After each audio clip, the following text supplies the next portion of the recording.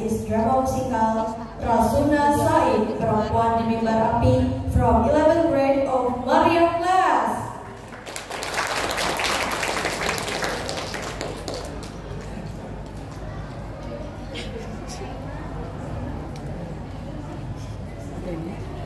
Ini paling ambil sini. Kamu duduk aja.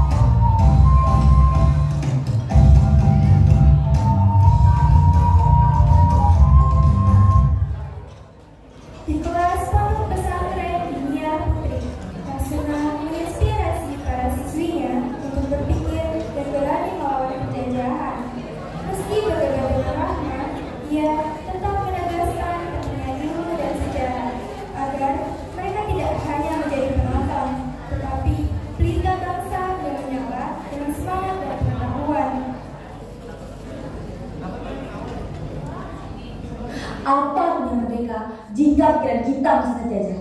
Kita perempuan harus berani berpikir. Kita bukan hanya menjaga rumah, tetapi juga menjaga bangsa. Rasuna, ini ruang belajar, bukan mimbar politik. Anak-anak ini butuh bekal iman, bukan semangat yang memberontak. Rahma, iman tanpa ilmu tak akan cukup. Kalau mereka tak tahu siapa penjajah mereka, bagaimana mereka bisa bertahan? Tapi, jika politik masuk ke hati yang belum matang, mereka bisa hancur, Rasuna. Aku tak ingin kalian hanya jadi penonton. Aku ingin kalian menjadi pelita, dan pelita itu butuh nyala, bukan ketakutan. Kalau ajaran ini dianggap sebagai api, maka biarlah aku menjadi apinya.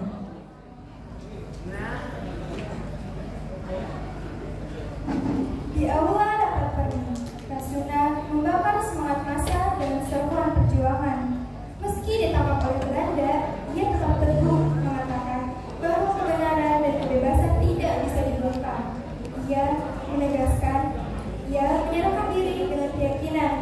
bahwa perjuangan untuk bangsa ini akan terus berlanjut.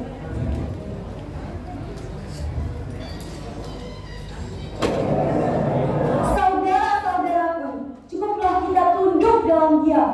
Penjajah telah merampas tanah kita, bangsa kita, bahkan harga diri kita. Tapi hari ini kita bangkit. Hidup Rasuna! Hidup! Hidup perempuan Indonesia! Hidup! Take not be wrong.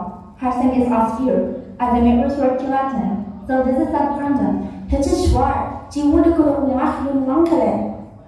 Kalian, kaum perempuan, tidak dilahirkan untuk dibungkam. Kita bukan hanya bunga di jendela, kita adalah batu di jalan perjuangan. Jika kalian takut bicara, biarlah aku yang bersuara. Tapi jangan biarkan suaraku hanya bergema di ruangan ini. Bawa dia ke rumah, ke jalan, ke masjid, ke ladang. Rasuna Said, Anda ditangkap atau tuduhan menghasut dan menyebarkan ujaran kebencian terhadap pemerintah Hindia Belanda. Tidak, jangan takdir, dia yang bicara kebenaran. Jika kebenaran dianggap hasutan, maka biarlah aku jadi penghasut. Dan jika kejujuran dianggap ancaman, maka biarlah aku jadi ancaman. Kau pandai berkata-kata, Rasuna, tetapi kata-kata itu tidak akan menyelamatkanmu dari hukum. Mungkin mereka menganggapku sebagai pahlawan, tetapi dalam pengalaman kami, kau hanyalah seorang penghasut. Manusia dilahirkan dengan kehendak bebas, tapi masyarakatlah yang memperbudaknya. Dan bila kita tidak membela bangsa kita sendiri, lebih baik kita minta Allah mencabut nyawa kita. Saya terus memegang janji bahwa waktunya akan tiba. Belanda akan kalah. Hayuman Rasuna. Satu kata lagi dan kau akan dibuka, bukan dengan penjara, tapi dengan peluru. Rasuna Said merupakan perempuan pertama yang dijerat Springfield. Pasal bisu yang digunakan para penjajah untuk membungkam suara-suara merdeka. Tapi kata-katanya justru semakin menggema.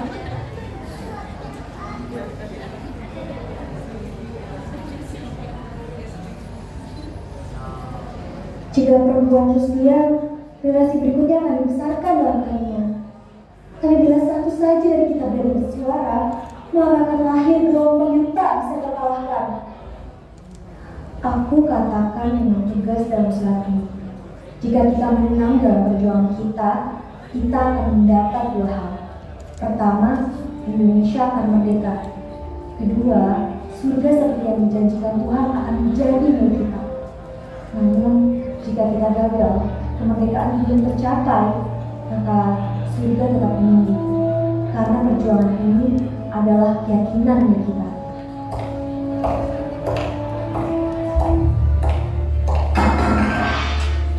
Tulislah sesukamu, Rasuna. Dinding ini tak akan runtuh karena puisi lemah milikmu itu. Dinding bisa memenjarakan tubuhku, tapi pikiran, kata-kata itu bebas. Dan jika pesan tak sampai hari ini, suatu hari nanti dia akan dibaca oleh anak-anakmu sendiri. Jangan terlalu yakin, Rasuna. Dan semua ini sudah berakhir, tak akan ada lagi yang mendukungmu. Bahkan suara-suara yang kau teriakan itu pun akan padam seperti api yang dimatikan oleh angin. Dengar baik-baik itu, Rasuna. Bahkan dalam gelap, aku masih bisa menyalakan nyala kecil itu. Ia tidak membutuhkan banyak ruang untuk berkembang. Hanya sedikit cahaya, sedikit angin, dan tekad yang tak pernah padam.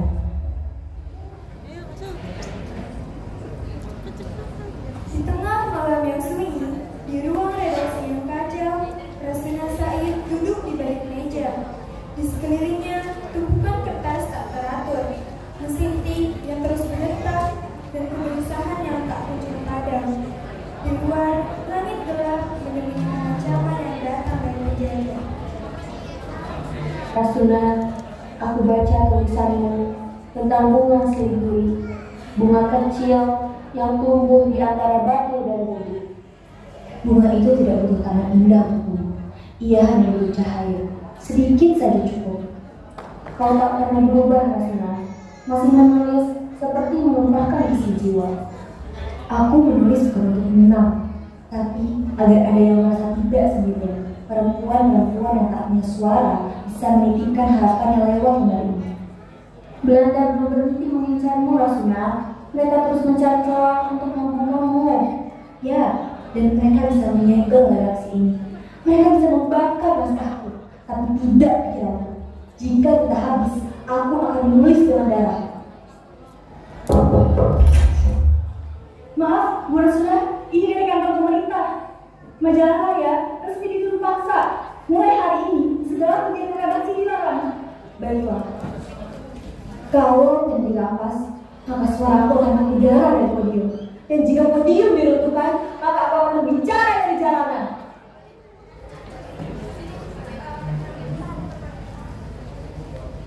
Di tengah rapat akbar di Bandung, Soekarno memanggil Rasuna Said, perempuan yang tak hanya menulis tapi juga berjuang.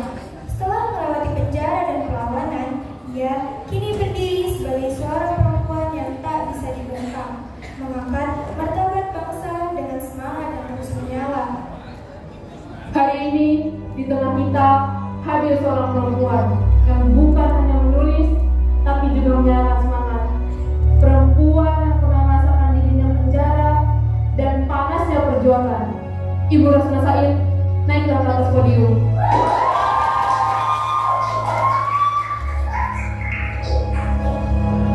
Terima kasih Bung Karno.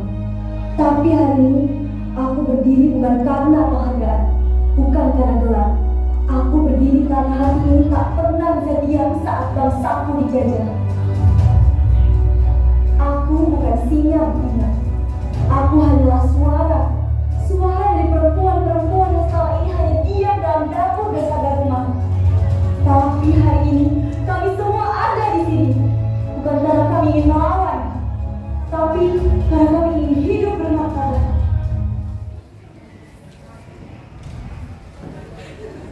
Dia tak menenteng senapan, tak memimpin perang di medan tempur, tapi Rasuna Said menorehkan perlawanan lewat suara dan pena.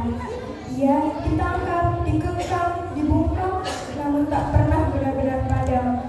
Suara itu kini hidup dalam setiap perempuan yang berani menyuarakan keadilan, dalam setiap anak bangsa yang menolak tunduk pada ketidakadilan.